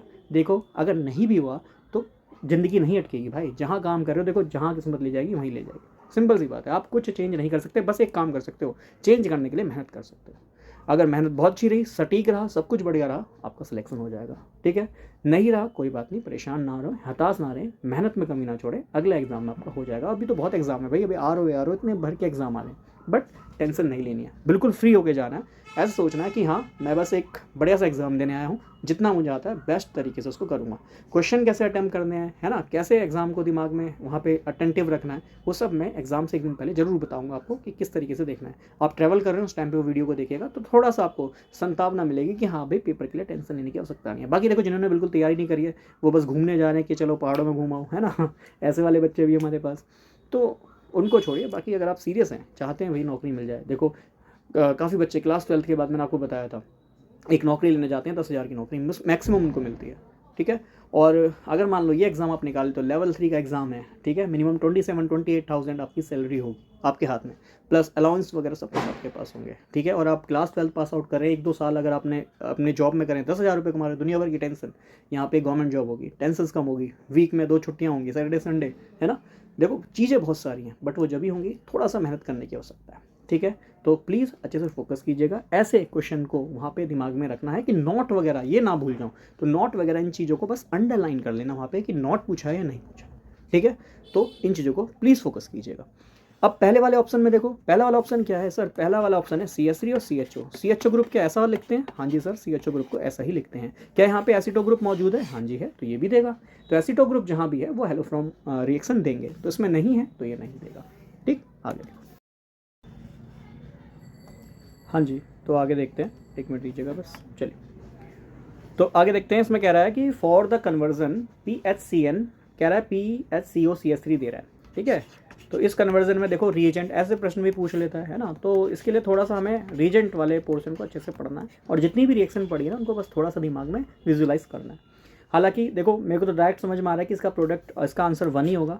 ठीक है, बाकी मैं बता देता हूँ इसका आंसर 2 क्यों नहीं होगा। देखो डाइल्यूट H2SO4 डाला है, H2SO4 ट्रिपल बॉन्ड पे अगर रिएक्शन करेगा भी तो उसके साथ कुछ ना कुछ हमें रिएजेंट दिया होना चाहिए, जो कि गिवन भी है हमें यहाँ पे मिथाइलिन नाइट डाइएजाइड ग्रुप हमें गिवन भी है। ये जनरली जब यहाँ रिएक्शन करेगा तो एक ट्रिपल मेंबर रिंग बना लेगा, ये कंपाउंड नहीं बनाएगा, 3 मेंबर की रिंग बनाएगा। चाहे तो आप कह सकते हैं मैं रिएक्शन कराऊँ, बट उसका कोई बेनिफिट नहीं है। इस एग्जाम में जनरली इस तरह का क्वेश्चन नहीं पूछा जाता है। रीज़न भी है लेवल 3 का एग्जाम है, तो इस तरह के प्रश्न नहीं बनेंगे जो आउट ऑफ द कंटेक्स्ट हैं, और ये CH2NH2 out of the context वाले हैं, मतलब NCERT का क्वेश्चन नहीं बनता है। इसका ऑप्शन NCERT वाला बन रहा है, हम बोलूँ इसका जो कन्वर्जन है ये बन रहा है, बट बाकी ऑप्शन NCERT वाले नहीं है। बाकी का मतलब सेकंड वाला तो बिल्कुल NCERT का कंसेप्ट नहीं है। ठीक है, फोर्थ को देखूँ तो I2NOH है, CH3I है, तो ये भी मैं आपको बता दूँ इसके आगे CH3 ग्रुप दे देगा, ये ग्रुप नहीं देने वाला। ठीक है, LiLH4 इसको ध्यान में रखिएगा कि भाई CN की ग्रुप की रिएक्शन LiLH4 से होती है, रीजेंट में पढ़ाया था, तो ये इसको कन्वर्ट कर देता है CH2 और NH2 ग्रुप में, एमाइड ग्रुप में यह कन्वर्ट कर देगा। ये मैंने आपको ऑलरेडी पढ़ाया हुआ था। अब यह PHCN ग्रुप, इसके लिए जो हमें रिएजेंट चाहिए वो चाहिए CH3MgBr। ठीक है, होता क्या है जब साइनाइड ग्रुप की रिएक्शन CH3MgBr से होती है तो मैं आपको बता देता हूँ क्या प्रोडक्ट मिलता है। यहाँ प्रोडक्ट आपको मिलेगा CH3CO CH3 ग्रुप। ठीक है, ये चीज़ आपको ध्यान में रखनी है, और मैंने यह आपको पढ़ाई भी थी ग्रिग्नार्ड रिएजेंट में। ठीक है, साइनाइड से जब भी रिएक्शन होगी तो आपको जनरली एल्डिहाइड या कीटोन ग्रुप मिल जाएगा।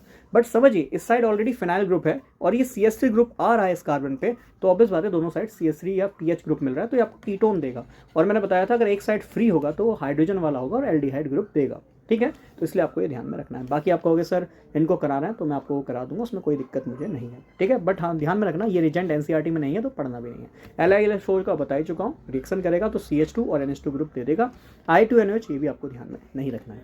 ठीक है, चलिए which one of the following compound is formed when Grignard reagent react with A ketone. अच्छा ये मुझे लगता है मैंने रिपीट कर दिया क्या, which form decomposed bye acid. तो कीटोन के साथ रिएक्शन कर रहा है, ग्रिग्नार्ड रिएजेंट बताया था टर्शियरी अल्कोहल है। ठीक, आगे देखते हैं। In the following sequence of reaction, कह रहा है इस रिएक्शन में बी प्रोडक्ट फाइनल प्रोडक्ट क्या होगा। अरे भाई ये तो बहुत ही सिंपल है, बेंजीन है ना। इसकी रिएक्शन CHCl3 से करा रहा है, CHCl3, अच्छा क्लोरोफॉर्म से करा रहा है।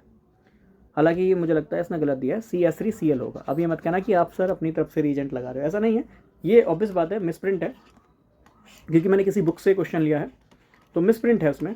क्योंकि एनहाइड्रस AlCl3 CH3Cl ये ग्रुप हम सभी जानते हैं मिथाइल क्लोराइड है, एनहाइड्रस AlCl3 से रिएक्शन होता है तो ये फ्रिडल क्राफ्ट रिएक्शन है और यहाँ हमें CH3 ग्रुप मिलेगा। और दूसरा एविडेंस ये है कि KMNO4 से रिएक्शन हो रहा है, और जब KMNO4 से रिएक्शन होता है आपका मिथाइल ग्रुप का तो याद कीजिए बेंजोइक एसिड में कन्वर्ट हो जाता है। ये मैंने आपको बताया भी था और समझाया भी था, KMNO4 में पढ़ाया भी था। याद कीजिए जब यहाँ CH3 पे मान लो एक Cl लगा दिया तब भी यही देगा, 2 Cl लगा दिया तब भी ये देगा, 3 लगा दिए तो भैया ये प्रोडक्ट नहीं मिलने वाला। ये चीज़ आपको ध्यान में रखनी है, पढ़ाया भी था ये। हाइड्रोजन जब तक फ्री होंगे जब तक बेंजोइक एसिड मिलेगा, और हाइड्रोजन ही फ्री नहीं होगा बेंजोइक एसिड नहीं मिलेगा, पढ़ाया था।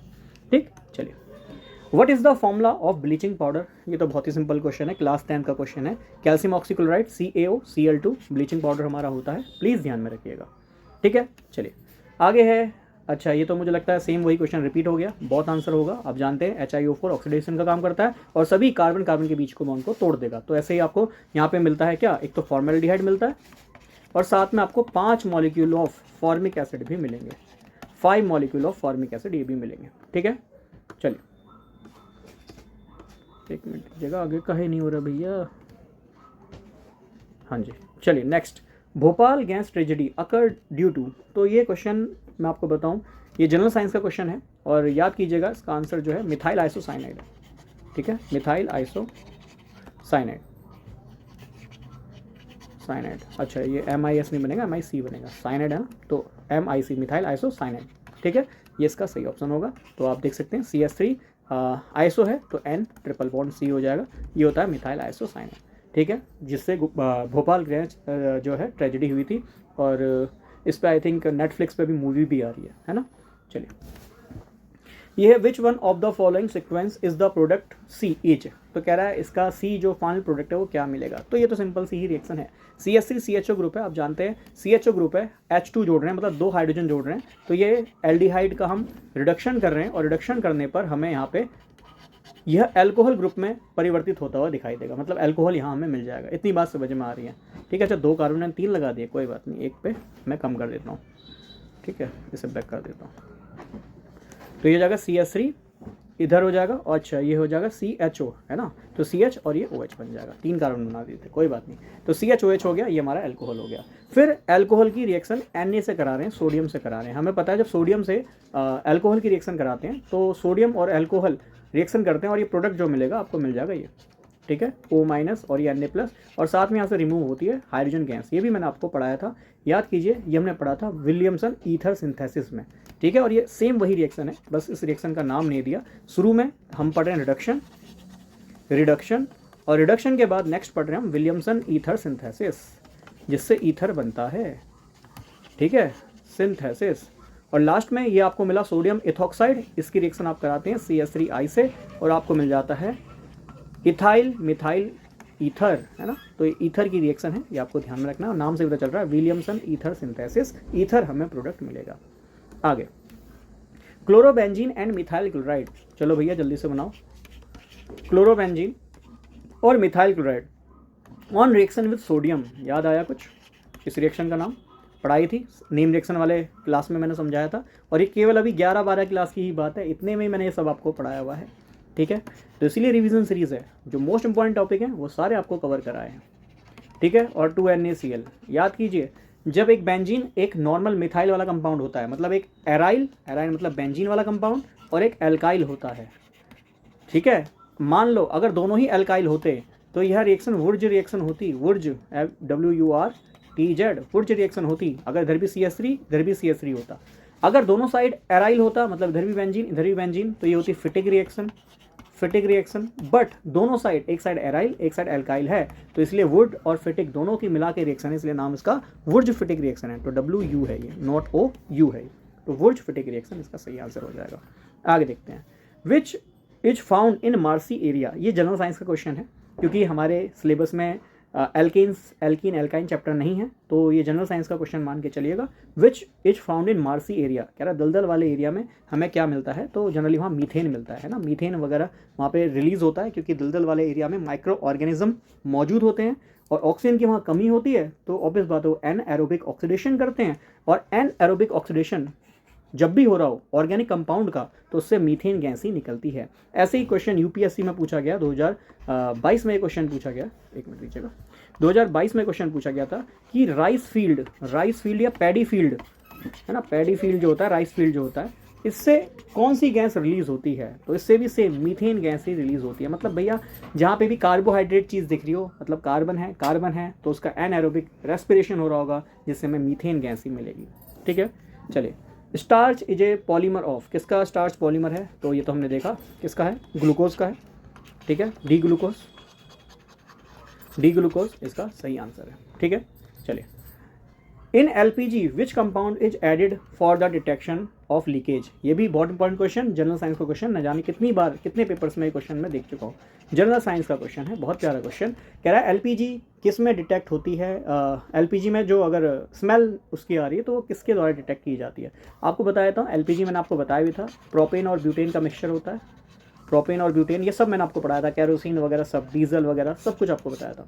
तो प्रोपेन ब्यूटेन का मिक्सचर होता है जिसको हम LPG कहते हैं, और प्रोपेन और ब्यूटेन जनरली ये ओडरलेस होते हैं, मतलब इनमें कोई भी स्मेल नहीं होती है, ओडरलेस। तो अगर लीक हो रही है गैस तो हमें कैसे पता चलेगा, उस पता चलने के लिए हम उस गैस में या LPG के साथ मिक्स कर देते हैं इथाइल मरकैप्टन। ये मरकैप्टन CH मतलब थायो ग्रुप होता है, सल्फर को थायो ग्रुप कहते हैं, और जब उनका नेमिंग करते हैं तो उसको मरकैप्टन कहते हैं, ये चीज़ ध्यान में रखिएगा। ठीक है, इट इज़ कॉल्ड मरकैप्टन, ये आपको ध्यान में रखना है।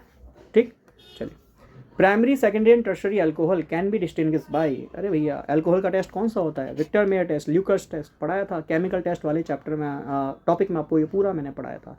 विक्टर मेयर टेस्ट याद कीजिए, बताया था। प्राइमरी अल्कोहल क्या देते हैं, ये रेड कलर देते हैं, है ना। सेकेंडरी अल्कोहल ये ब्लू कलर देते हैं, और टर्शरी अल्कोहल सर ये तो कलर ही नहीं देते हैं, ये कलरलेस होते हैं, इनमें कोई भी कलर नहीं आता है। ये टेस्ट कौन देता है, विक्टर मेयर टेस्ट देता है। आगे फ्रीऑन क्या होता है, तो भैया सीधी बात है, ये आपका डाइक्लोरो सी पहले आएगा, तो डाइफ्लोरो मीथेन आपका होता है, डाइक्लोरो मीथेन आपका होता है।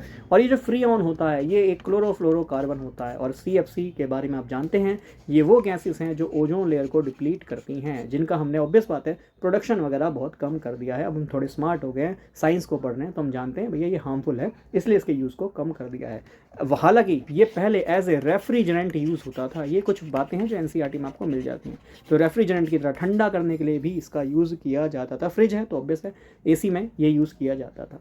ठीक है, बेकिंग सोडा इज क्या होता है, हमारा खाने बनाने वाला सोडा, तो इट इज़ NaSCO3, ये हमारा बेकिंग सोडा होता है, ये हमको ध्यान में रखना है। ठीक है, ये तो क्लास 10th वाली बातें हैं, पता भी है। Which one of the following rule is applicable in obtaining more stable alkene from dehydrohalogenation? काफ़ी बड़ा क्वेश्चन है सर, हम तो हिंदी माध्यम वाले बच्चे हैं। dehydrohalogenation का मतलब ये होता है हैलोजन और हाइड्रोजन को हटाना, नाम से पता चल रहा है। हैलोजन कौन सा ग्रुप होता है, मान लो X यहाँ पे कौन कौन हो सकता है, क्लोरीन हो सकता है, ब्रोमीन हो सकता है, आयोडीन हो सकता है। ठीक है, इसकी रिएक्शन हम KOH के प्रेजेंस में कराते हैं। और जब इसकी प्रेजेंस में रिएक्शन होता है, याद कीजिए QH एक्वस और एल्कोहलिक दोनों ही पढ़ाया था। एक्वस क्या काम करता है, एल्कोहलिक क्या काम करता है, आप मुझे बताएंगे। खैर हालांकि एल्कोहलिक प्रोडक्ट में इसका बता देता हूँ, ये मिलता है इथीन, ठीक है। और अगर QH भी डाल रहे हैं तो हमें मिलता है एल्कोहल, दोनों ही बता चुका हूँ। It is called alpha substitution और उसको हम कहते हैं बीटा एलिमिनेशन, सब कुछ ये मैं आपको बता चुका हूँ। तो अल्फा सब्स्टिट्यूशन, बीटा एलिमिनेशन दोनों ही प्रोडक्ट बता चुका हूँ। अब यही कह रहा है कि उसमें जब आप मान लीजिए आपको स्टेबल एल्कीन का प्राप्ति करनी हो, स्टेबल एल्कीन प्राप्ति करने के लिए आप डिहाइड्रोहेलोजिनेशन करते हैं। वो डिहाइड्रोहेलोजिनेशन मतलब यहाँ से H और X हाइड्रोजन और हेलोजन ग्रुप को आप निकाल रहे हो और आपको ये चेक करना है ये एल्कीन जो मिला है, डबल बॉन्ड जो मिला है, ये स्टेबल है कि नहीं। तो इसके लिए कौन सा रूल लगाते हैं, पढ़ाया था, याद कीजिए, कुछ दिन पहले की बात है, तो सब है ना, सेटजेव रूल। काफ़ी बच्चों ने तो आंसर मन में दे भी दिया होगा, ठीक है। इट इज़ द सेटजेव रूल जो बताता है एल्कीन कौन सी स्टेबल होती है। याद कीजिए, बताया था क्या ढूंढना होता है, अल्फा कार्बन पे लगे हुए अल्फा हाइड्रोजन, और जिस पे ज़्यादा अल्फा हाइड्रोजन वही ज़्यादा स्टेबल होता है। क्यों? क्योंकि हमने पढ़ा है रेजोनेटिंग स्ट्रक्चर होता है अल्फा हाइड्रोजन +1। बस ये फॉर्मूला हमें लगाना था, आंसर प्राप्त करना था। आगे प्लास्टर ऑफ पेरिस, भैया ये तो क्लास 10th का फॉर्मूला है, CaSO4.12H2O। बेटा प्लास्टर पेरिस को याद करना उसके टावर से याद करना है ना, टावर है पेरिस में, आईफिल टावर, तो उसी की तरह याद करना। ये आईफिल टावर की तरह दिखाई देगा, आईफिल टावर का मतलब बट्टे में दिखाई दे रहा है, ऊंचा दिखाई दे रहा है, तो इससे याद हम इसको कर सकते हैं। ऐसे जिप्सम क्या होता है, तो भैया आप सभी ने पढ़ा है कि भैया कैल्शियम सल्फेट है ना, सेस्क्यू हाइड्रेट, अगर इसका हम क्या कर दें, इसमें अगर वाटर और मिला दें, 3/2 ऑफ वाटर और मिला दें, तो ये मिलता है हमें CaSO4 है ना, क्या .2H2O, dihydrate, calcium sulphate dihydrate, और ये हमारा जिप्सम होता है, ये हमारा जिप्सम होता है, ये आपको ध्यान में रखना है। इसके बाद है द फॉलोइंग रिएक्शन इज, इनमें से कौन, ये जो रिएक्शन है ये कौन सी रिएक्शन होगी, तो भैया देख लो, ये हमारे पास फिनॉल है, HCl SCN है, HCl SCN है तो ये कहीं ना कहीं गैटरमैन है, परकिन नहीं है, कोल्बे नहीं है, HCl SCN है, एनहाइड्रस ZnCl2 है, तो ये गाटरमैन भी हो सकती है, गाटरमैन एल्डिहाइड भी हो सकती है, बट साफ साफ दिख रहा है यहाँ पे CHO ग्रुप एल्डिहाइड ग्रुप मिल रहा है, तो 100% सर ये गाटरमैन एल्डिहाइड सिंथेसिस है ना, बहुत सिंपल है, बता चुका हूँ, गाटरमैन रिएक्शन वगैरह सब कुछ पढ़ा चुका हूँ। हीमोग्लोबिन इज ए मेटलोपोरफायरिन ऑफ, किसका मेटलोपोरफायरिन होता है भैया, हीमोग्लोबिन, आयरन +2 है, ये मिसप्रिंट है, ठीक है ना, आयरन +2 वाला हीमोग्लोबिन होता है, ठीक।